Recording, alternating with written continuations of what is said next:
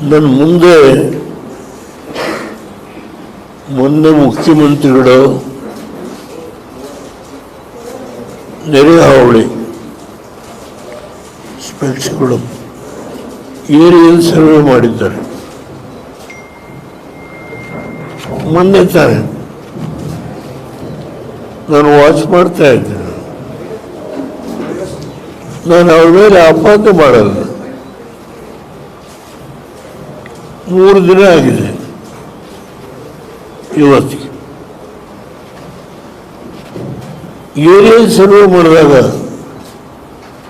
6 ಜಿಲ್ಲೆಗಳಲ್ಲಿ ಇರ್ತಕ್ಕಂಥ ಎಲ್ಲ ಬೆಳೆಗಳು ನಾಶ ಆಗಿದೆ. 50ಕ್ಕೂ ಹೆಚ್ಚು ಮಂದಿ ಈ ಘಟನೆಯಿಂದ ಸತ್ತೋಗಿದ್ದಾರೆ. ಜಾನುವಾರುಗಳು ಹೋಗಿದ್ದಾವೆ. ರೈತರ ಬೆಳೆ ಸಂಪೂರ್ಣ ನಾಶ ಆಗಿದೆ. ಇದರ ಡೀಟೇಲ್ಸ್ ಎಲ್ಲ ಹೇಳಿದ್ದಾರೆ. ಇಲ್ಲಿ ನಾವು ಇದನ್ನು ಓದಲಿಕ್ಕೆ ಹೋಗಲ್ಲ. ಎಕರೆಗೆ ಎಷ್ಟು ಕೊಡ್ತೀವಿ ಅಂತ ಹೇಳಿ ಅನೌನ್ಸ್ ಮಾಡಿದ್ದಾರೆ ಬೆಳೆ ನಾಶಕ್ಕೆ. ಆದರೆ ಫೀಲ್ಡ್ಗೆ ಹೋಗಿ ಆಕ್ಚುಯಲ್ ಆಗಿ ಎಷ್ಟು ಏರಿಯಾ ಡ್ಯಾಮೇಜ್ ಆಗಿದೆ ಅದನ್ನು ಗೊತ್ತು ಮಾಡಿ ಸಂಬಂಧಪಟ್ಟವರಿಗೆ ಇವತ್ತಾಗಿರುವ ನೋವಿಗೆ ಸ್ಪಂದಿಸ್ತಕ್ಕಂಥ ರೀತಿಯಲ್ಲಿ ಜಿಲ್ಲಾ ಅಡ್ಮಿನಿಸ್ಟ್ರೇಷನ್, ಜಿಲ್ಲಾ ಉಸ್ತುವಾರಿ ಮಂತ್ರಿಗಳು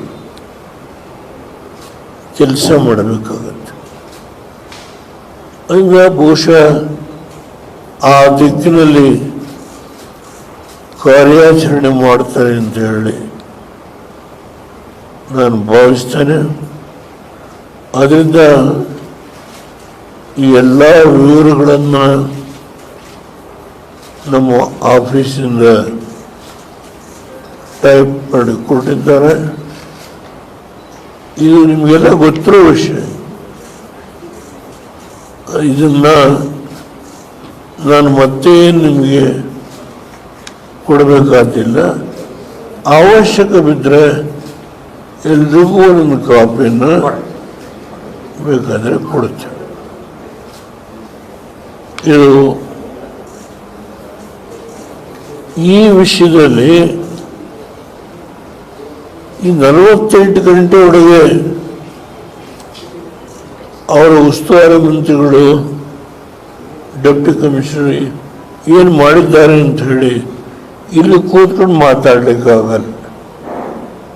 ಸ್ಪಾಟ್ಗೆ ಹೋಗ್ಬೋದು. ನಿಜವಾಗಲ್ಲಿ ಕೆಲಸ ನಡೀತಾ ಇದೆಯಾ? ಈ ನೋವಿಗೆ ತುತ್ತಾಗಿರ್ತಕ್ಕಂಥ ರೈತರುಗಳಿಗೆ ಅವ್ರಿಗೇನಾದರೂ ಸ್ವಲ್ಪ ಪರಿಹಾರ ಕೊಟ್ಟಿದ್ದಾರಾ ಇಲ್ವಾ ಅನ್ನೋದನ್ನು ನೋಡಿ ಮಾತನಾಡಬೇಕಾಗುತ್ತೆ. ಅದರಿಂದ ಇವತ್ತಿಷ್ಟು ಮಾತ್ರ ಹೇಳ್ತಾನೆ. ಬಹುಶಃ ಮುಂದಿನ 3-4 ದಿನ ಆದಮೇಲೆ